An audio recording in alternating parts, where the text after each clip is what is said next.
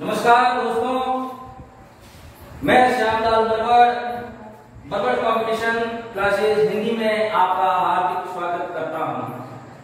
अदावर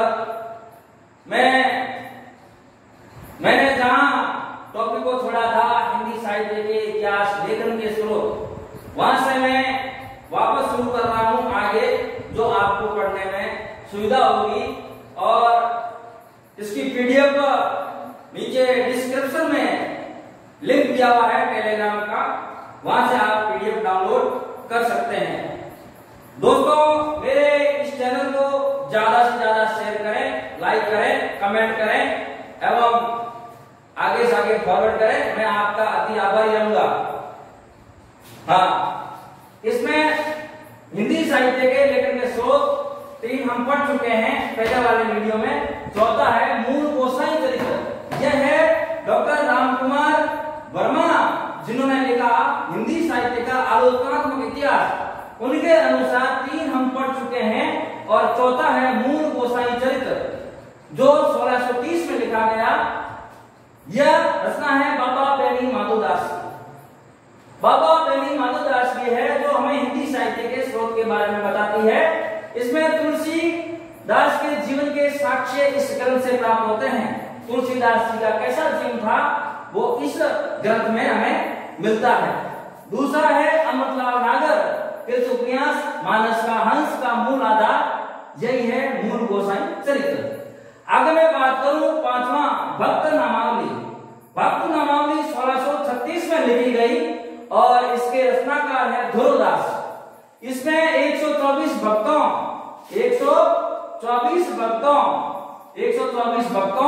और 114 दोहों का वर्णन इस रचना में किया गया है। इस रचना के संबंध में कुछ ऐसे तथ्य पेश कर रहा हूं मैं। रसिक भक्त भूतल गणे लघुमति क्यों काही, बुद्धि प्रमाण काहे कछु जो आहे उर्माही। बुद्धि प्रमाण आपको याद रखना है, यह है भक्त नामावली ध्रुवदास के मंतव्य है। इसका संपादन राधा कृष्णदास द्वारा किया गया। यह भी इंपॉर्टेंट है, याद रखना। इसका संपादन राधा कृष्णदास द्वारा किया गया। किसका?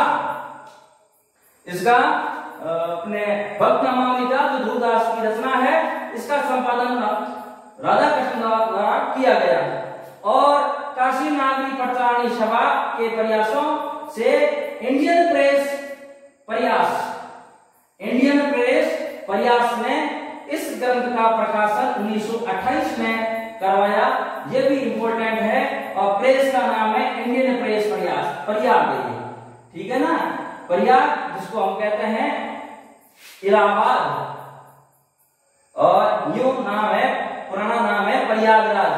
इंडियन प्रेस प्रयागराज में इनका संपादन कार्य हुआ। काशी नागरी पटरानी सभा के प्रयासों से इंडियन प्रेस प्रयाग में प्रकाशन 1928 में हुआ। आगे मैं बात करूं 7वां कवि कालिदास हजारा, जिसकी रचना है कालिदास हजारा, जिसको लिखने वाले हैं कालिदास त्रिवेदी। कालिदास त्रिवेदी ने कालिदास हजारा लिखा और इसमें 212 कवि और 1000 पद्य, 212 कवियों और 1000 पद्य इसमें संकलित है। बहुत ही इंपॉर्टेंट है कालिदास हजारा, जिसके रचनाकार है कालिदास त्रिवेदी। फिर मैं बात करूं शिव सिंह सहगल ने कवियों के काल एवं उदाहरण इसी ग्रंथ से लिए हैं। शिव सिंह सहगल ने अपना आधार इसको माना है काल निर्णय करने में। जो इन्होंने इतिहास ग्रंथ लिखा उसमें काल एवं उदाहरण शिव सिंह सहगल ने कवियों के काल एवं उदाहरण इसी ग्रंथ से लिए है। बहुत ही इंपॉर्टेंट है कालिदास हजारा, जिसके रचनाकार है कालिदास त्रिवेदी। आगे मैं बात करूं तो आचार्य रामचंद्र शुक्ल ने इस ग्रंथ के बारे में कहा, कालिदास हजारा के बारे में कहा, कवियों के काल आदि के निर्णय में यह ग्रंथ बड़ा उपयोगी है। इस लाइन को आप अच्छी तरह से याद रखना, यह बड़ा उपयोगी है। यह गाथा आचार्य रामचंद्र शुक्ल ने किसके बारे में कहा? कालिदास हजारा के बारे में कहा, जिसके रचनाकार है कालिदास त्रिवेदी। यह आचार्य शुक्ल ने कहा यह ग्रंथ कवियों के काल आदि के निर्णय में बहुत ही बड़ा उपयोगी है। आगे 8 नंबर में बात करूं काव्य निर्णय, जो 1685 में लिखा गया भिखारी दास द्वारा। इसके रचनाकार है भिखारी दास। ये भी अपने हिंदी साहित्य के इतिहास लेखन के स्रोत के रूप में अच्छा महत्वपूर्ण ग्रंथ है। 9 नंबर है रचना सप्तकवि गिरा विलास, जो 1776 में लिखी गई और बलदेव बघेल खंडी 17 कवियों का इसमें परिचय मिलता है। 10 नंबर कवि नामावली 1753 में लिखा गया, जिसके कवि है सूदन द्वारा रचित है कवि नामावली। 11 नंबर पे है जो शुभम सिंह या उर्फ श्रीधर, जिन्होंने लिखा है विद्रोह विनोद तरंगिणी 1817 में। 12 नंबर जो हमारे ऐतिहासिक स्रोत है श्रृंगार संग्रह 1648 में लिखा गया, जिसके रचनाकार है सरदार कवि। और 13 नंबर पे है रस चंद्रोदय, जो 1563 में लिखा गया, इसको लिखने वाले है ठाकुर प्रसाद त्रिपाठी। 14 नंबर कवि रत्नाकर 1576 में लिखा, ये बहुत इंपॉर्टेंट है, माताजी मिश्र ने लिखा, ये याद रखना है माताजी मिश्र। 15 नंबर पे है दिग्विजय भूषण, जो 1868 में लिखा गया, इनको लिखने वाले हैं गोकुल प्रसाद ब्रज। और 17 नंबर पे लिखा गया है सुंदरी तिलक लिखने वाले हैं भारतेंदु हरिश्चंद्र। बहुत इंपॉर्टेंट है भारतेंदु हरिश्चंद्र, जो 1869 में लिखा गया। मित्रों इसमें 4-5 लाइनें छूट गई है, जो मैं आपको बता देता हूं, याद करना। देखिए 4-5 लाइनें हैं इतिहास ग्रंथ के बारे में, जो हमें हिंदी साहित्य के इतिहास के बारे में जानकारी देते हैं। वो 4-5 लाइनें हैं, आप आराम से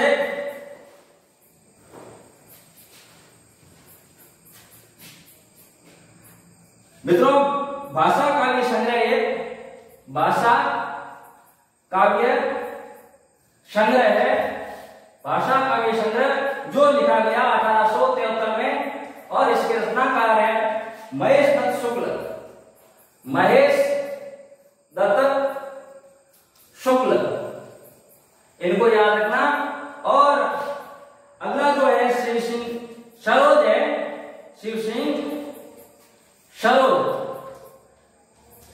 सरोज लिखा गया 1883 में लिखा गया, ये लिखा गया शिव सिंह सेंगर द्वारा। इन्होंने ये लिखा। अगला ऐतिहासिक ग्रंथ है विचित्रोपदेश,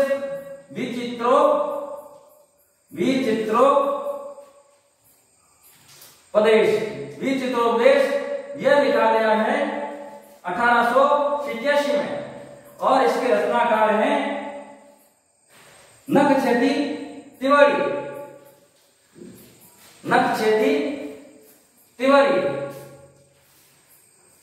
अगला ऐतिहासिक ग्रंथ है कवि रत्नमाला, जिसकी रचना की थी 1911 में की थी और इसके रचनाकार है कवि रत्नमाला के देवी प्रसाद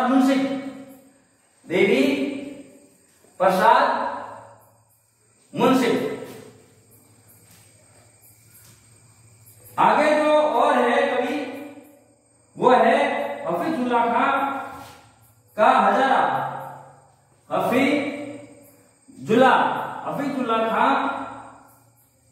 हफीजुल्लाह खान का हजारा, यह मित्रों लिखा गया था 1915 में और इसके रचनाकार है हफीजुल्लाह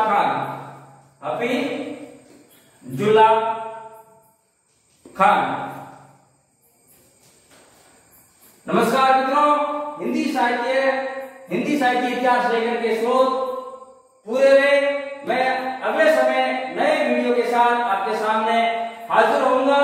तब तक मुझे इजाजत दीजिए और मेरे इस चैनल को ज्यादा से ज्यादा सब्सक्राइब करें, लाइक का बटन दबाना ना भूलें एवं आगे से आगे शेयर करें, जिससे मेरा भी हौसला बुलंद रहेगा। मैं हमेशा ऐसे छोटे वीडियो जो महत्वपूर्ण तथ्य जो परीक्षा के लिए उपयोगी है, उनको लेकर हमेशा हाजिर होऊंगा। काव्य शास्त्र से संबंधित और हिंदी साहित्य के इतिहास से संबंधित और कुछ हिंदी व्याकरण के भी मेरे पास नोट्स हैं, उनको भी मैं आपको रोजाना अपडेट करता रहूंगा। धन्यवाद, नमस्कार।